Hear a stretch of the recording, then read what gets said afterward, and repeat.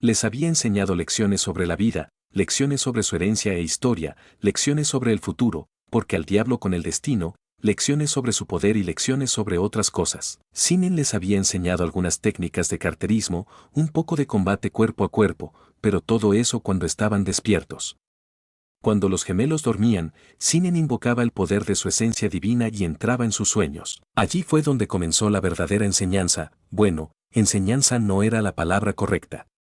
Era más bien derribar y construir. Era un arte que Sinnen había perfeccionado en la niebla, cuando era necesario interrogar a alguien.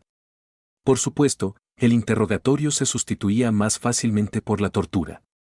Tortura mental, tortura verbal, tortura física, destrozar la mente, el cuerpo, la resolución, el espíritu y la voluntad. Derribar todas las barreras y despellejar todas las defensas. Cuando todo eso se hace, si se hace correctamente, el sujeto debe quedar como un desastre destrozado listo para revelarlo todo, y ser reconstruido como cualquier cosa. De todos modos, esa era la técnica a corto plazo. La técnica a largo plazo consistía en ablandar la mente de forma gradual hasta que fuera como arcilla metafórica y luego moldearla según tus deseos. Eso era lo que Sinnen estaba haciendo mientras los gemelos dormían, moldeándolos lenta y constantemente para convertirlos en algo más allá de su pasado. Se mostró bien, por supuesto. Percy ya no tenía problemas de identidad de género, era menos alegre, aunque esa era la preferencia personal de Sinnen. El maldito mocoso era demasiado feliz, necesitaba un poco de calma, no tenía debates internos ni conflictos sobre qué baño era el suyo para usar apropiadamente, y era menos pegajoso con su hermana. Perséfone era menos Sinnen y más como su propia hermana mayor, con sus ojos un par de tonos más brillantes, una sonrisa relajada más frecuente en su rostro y su comportamiento más positivo. Ahora confiaba en Sinnen y Percy de todos modos, pero el potencial estaba allí, el potencial para confiar en otras personas. También era menos protectora de Percy ahora, ya que era lo suficientemente poderoso como para manejar cualquier forma de vida orgánica. Los gemelos podían controlar la sangre sin ningún problema. ¿Y cómo perfeccionaron esta habilidad cuando las únicas criaturas que portaban sangre cerca eran Sinnen y el otro hermano? Sencillo, en Nueva York no faltaban indeseables. Cuando se enseñaba a los niños a ser lo más letales posible, no había mejor objetivo que los asaltantes, ladrones, asesinos y demás escoria. Una de esas lecciones de vida que Sinnen había enseñado a sus protegidos, no mostrar piedad ante ningún oponente. No fue difícil lograr que superaran el bloqueo mental de quitarle la vida a alguien. Solo díganles que se imaginaran que era Gab y listo. Ahora tenían suficiente pintura para cualquier espacio interior. Sinnen había esperado que Perséfone fuera más brutal, pero fue Percy quien sacó todo el provecho de lo peor de Nueva York. Parecía que el chico sentía más odio por el querido Gabriel que su hermana.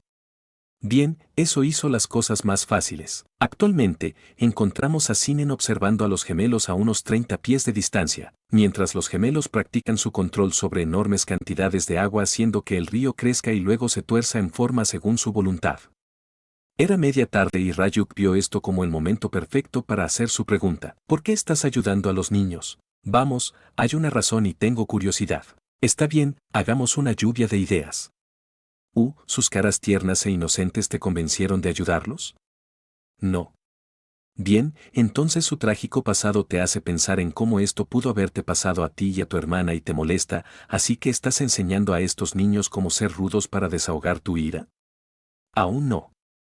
Bien entonces, veamos, te tocaron la fibra sensible. Son hijos de Poseidón, que estaban siendo oprimidos por una morsa humanoide. Es vergonzoso y repugnante ver a niños de ese linaje doblegarse ante una inmundicia de tan bajo nivel cuando es muy fácil que puedan cambiar su situación para mejor. Lo que estoy haciendo ahora es simplemente ayudarlos a darse cuenta de su lugar en la cadena alimentaria, haciéndoles masacrar sin piedad a hombres y a algún que otro monstruo que haya detectado su olor. Sí, los ojos de Ryuk brillaron rojos en las sombras de los árboles. Tal vez si escribiera uno de sus nombres en mi Death Note, eso me haría decirme por qué los estás ayudando. Sinnen miró al dios de la muerte. En el momento en que tomes ese libro, te borraré de la existencia. Ja. Soy un Shinigami, chico. No puedes matarme. Tal vez, pero no me costaría nada rezarle a Amaterasu para que te envíe de vuelta a la dimensión de la Death Note. Solo puedo imaginar lo disgustado que estaría el rey Shinigami si eso sucediera.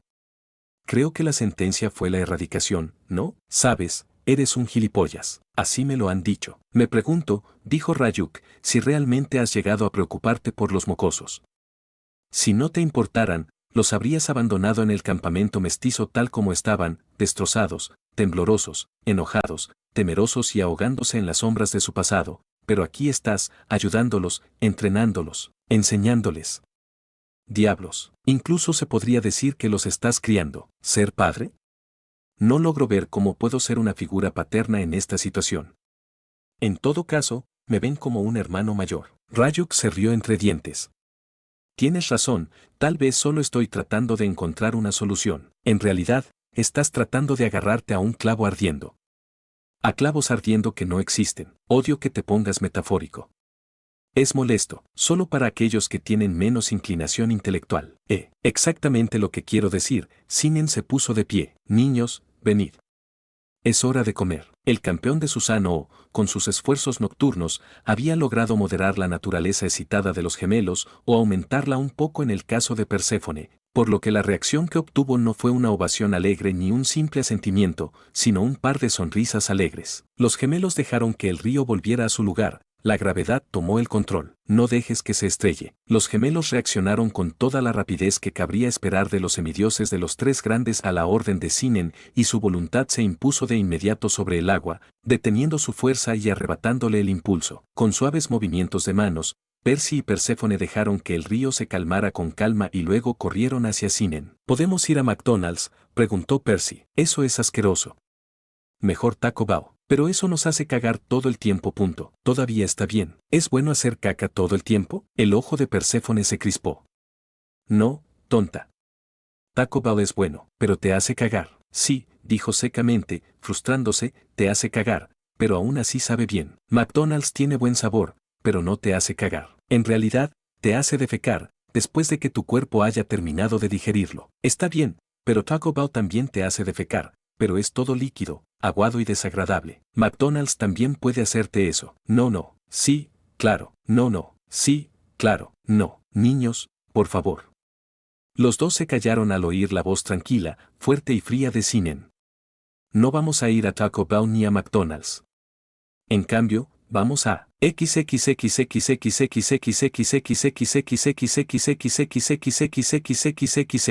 Subway. Dijeron Percy y Perséfone alegremente. Al unísono, entraron corriendo a la tienda de sándwiches y rápidamente se pusieron en la fila. Ryuk se rió al ver la expresión exasperada en el rostro de su compañero. Oh, sí, definitivamente no es su padre. Cállate, Ryuk. Solo tienen 7 años, así que quizá todavía te llamarían papá. Amaterasu, ¿podrías hacerme un favor y llevar a Ryuk de regreso a... Lo siento. Solo estaba bromeando. Sinnen sonrió.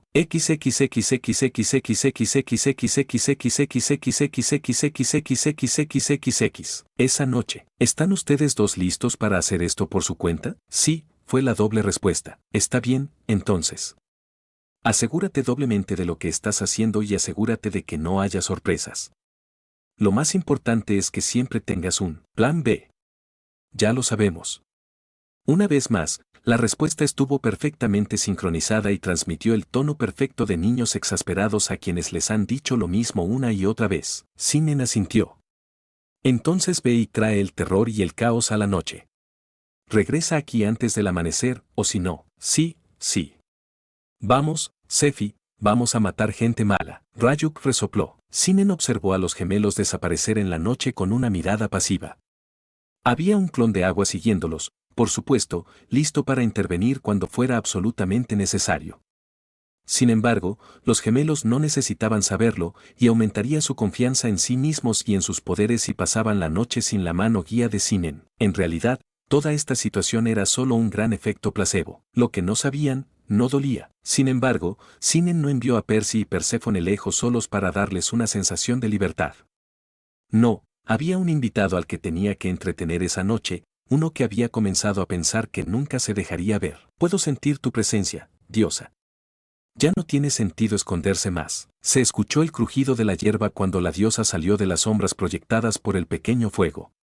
Si bien todas las entidades divinas tenían el poder de adoptar la forma que quisieran, esta deidad en particular decidió adoptar la apariencia de una niña de 12 años con cabello castaño rojizo y piel pálida, vestida con jeans negros ajustados, una chaqueta plateada y sandalias plateadas, todo lo cual brillaba tenuemente a la luz de la luna creciente. Fuiste capaz de sentirme a pesar de que me estaba ocultando con toda la experiencia que he acumulado en 4000 años.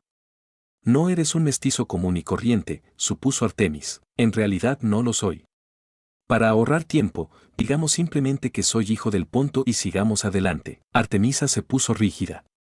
Los mitad dioses eran comunes, los mitad titanes eran una rareza, pero los mitad primordiales. La diosa de la luna no creía que fuera posible que una deidad antigua pudiera procrear con un mortal. El puro poder divino debería haber hecho explotar a cualquier mujer o hombre, según la preferencia. Artemisa no era la indicada para juzgar, ya que había defendido al equipo local durante miles de años. Por otra parte, el chico obviamente estaba mintiendo, pero ella podía sentir que tenía todo el poder necesario para respaldar su afirmación. Pero de todos modos, ahora que los gemelos se habían ido, ambos eran unos adorables chiquitines, ella podía empezar a hacer preguntas. Artemisa se sentó frente al niño al otro lado de la llama.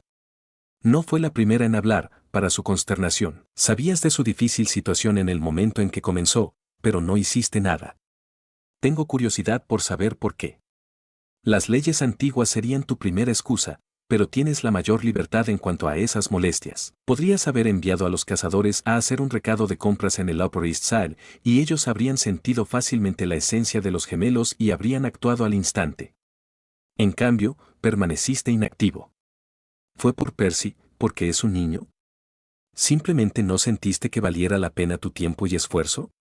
¿O algo te detuvo? Sinnen estudió a Artemisa con fiereza, midiendo cada minuto de su reacción. Allí, lo vio. No. Alguien te retuvo. ¿Fue Lord Thunderleg quien intentó superar a Lord Watersports? ¿O fue Lord Corksparty quien intentó hacer lo mismo? ¿O fue alguien de mayor rango? Las parcas, respondió Artemisa. Yo iba a intervenir, pero las parcas me lo impidieron, alegando que tenían un plan. Oh, claro que tenían un plan, y consistía en arruinarme lo que he estado haciendo. Sí, ¿qué ha sido eso exactamente?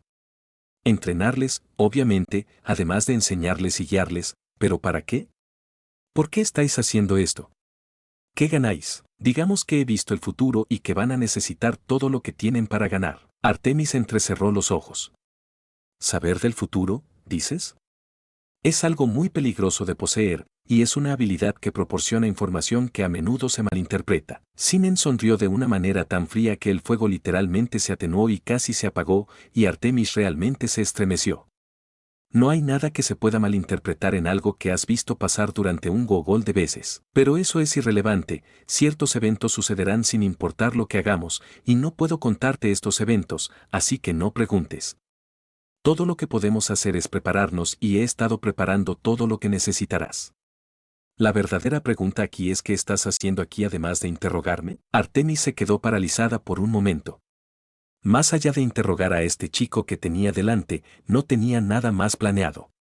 En cuanto a sus preguntas, ¿quién era? Obviamente no iba a recibir respuesta, y lo mismo sucedía con de dónde vienes, y quién es tu padre piadoso. El motivo de su presencia allí ya había sido respondido, y la respuesta era preparar a los niños para un futuro terrible sobre el que obviamente no iba a entrar en detalles. Lo que hizo que Artemis se preguntara dónde se encontraban realmente las lealtades de este chico. Toda la evidencia apunta a él mismo, o a algún poder superior invisible. Artemisa pensó con más detenimiento en cualquier otra cosa que pudiera hacer o decir allí, y entonces una idea apareció en su divina cabeza. Puedo llevarlos a la cacería.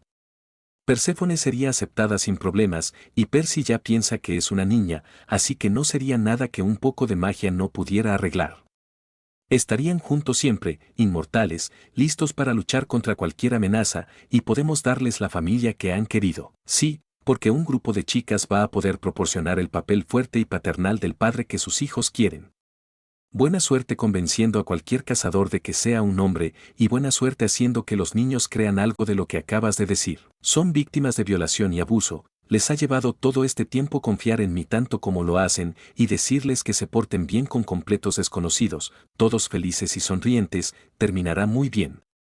Por supuesto, no habría ninguna batalla, técnicamente hablando, por lo que cualquier desastre que se produjera debería ser fácil de limpiar. Además, pasé 2 semanas intentando que Percy no se considere una chica, que no quiera usar ropa de chica, que no quiera ser exactamente como su hermana, que no vaya al baño de chicas y que no quiera ser una chica, punto. Todavía estoy trabajando para que no sea gay en el futuro, y lo último que quiero es que lo conviertas en una chica y deshagas todo mi progreso. Artemis frunció el ceño y sus ojos se oscurecieron.